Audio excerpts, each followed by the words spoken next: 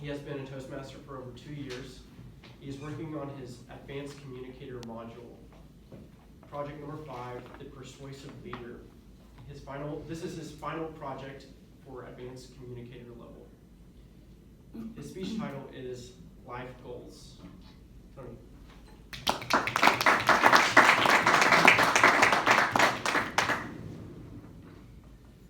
Life goals.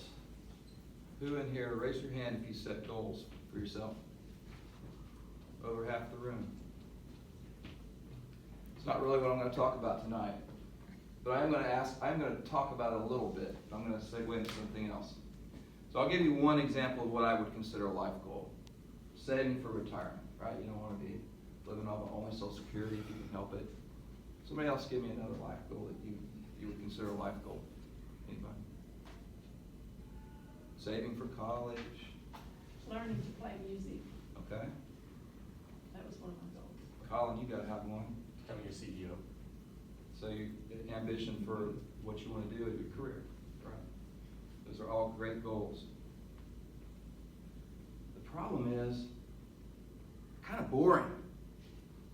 Right? I mean, saving for retirement? Really? That's boring. Now, should you do it? Absolutely you should do it.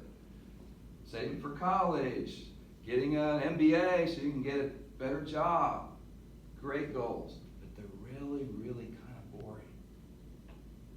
Here's what's fun. You ever heard of a bucket list? Mm-hmm. Yeah.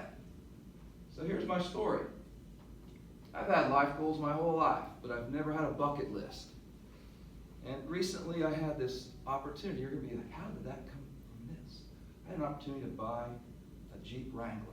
It was an older one, 2008, but it was lifted 4 inches. It had a snorkel on it. Anybody know what a snorkel is on a Jeep? It's so that you can go in the water and it won't suck the air into your engine. It's way up here.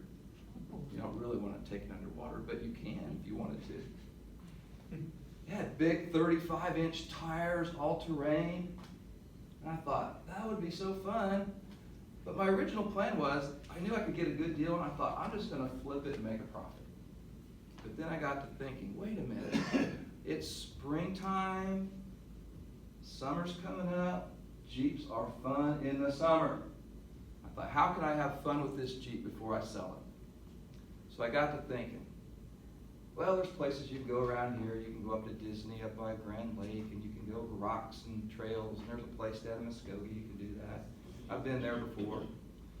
But I wanted to think bigger, not just Oklahoma. What else could I do? And I had this guy that works for me. He's part of my team at my job. He's from Denver. He moved here from Denver.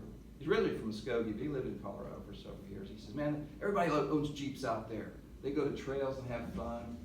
And I thought, wow, what can I do with a Jeep in Colorado? And I started doing some research.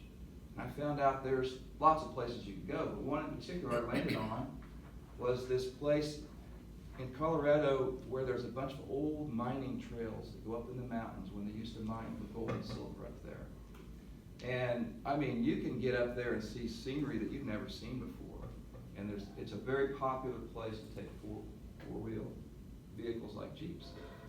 So I thought, wow, that'd be cool. So the first thing I did is I asked my wife, honey, I got a great idea. Let's go to Colorado for our vacation, and we'll go up these trails. And she's, that doesn't sound like a good idea. I said, you don't want to do that? Take the whole family. Not really. Okay, I had a backup plan. What if I do a guy's trip? Invite my friends. Is that okay? She said, sure. All right. So I asked my friend if he'd like to go. He's in. My oldest son said, I want to go. Called my friend from, actually, the waiter at Chimmy's, my favorite restaurant that we're very good friends with. I told him about it. He says, can I go? I said, sure. Then I invited my best friend from high school. There's going to be 6 of us going. So I started my bucket list with that.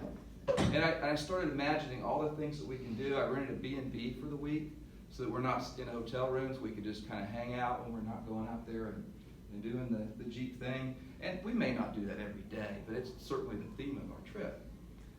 And then the other day I was I was going to drop my son's friend off in our old neighborhood. I was coming out. I saw one of my old neighbors. He's walking his dog Minnie outside. Stopped to talk to him. He said, "Hey, you remember I've always invited you to go fishing with me in Canada?" He said, "We're going to do it next summer." They do it every other summer. He gets this big group of people together. He's done this for years. And even when I lived there, he was inviting me to go to that. I never did it. And I said, "Okay." He says, "Get your deposit in. I'll start collecting deposits in September." Now I have 2 things on my bucket list. Now, I went and told my wife about that. "Do you want to go?" Guess what she said? No. What's on her bucket list? Well, she wants to go to Europe. She wants to go to Italy. I'm okay with that. We can do 2 trips that year. Maybe, we'll see. My point is, there's a lot of things that we should do that really matter and are important, but there are some things that are just fun. And don't forget about doing the fun things, because if you don't, life will just pass you by and you'll never actually enjoy those things. And I'm working on my bucket list. It's only got 2 or 3 things on it now, well, maybe 4. But I'm sure I'll have several on there. Now, one thing I will tell you, I was talking to someone the other day at my second job selling cars, and she was injured and she was trying to buy a car, and she'd kind of been through some rehab. She's telling me her story. She bungee jumped. She said, "Yeah, all my friends did it."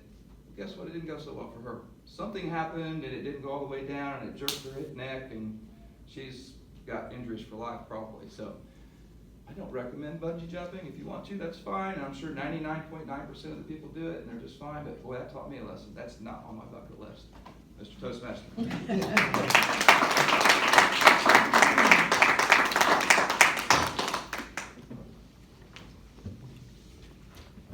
Thank you, Tony. And now we will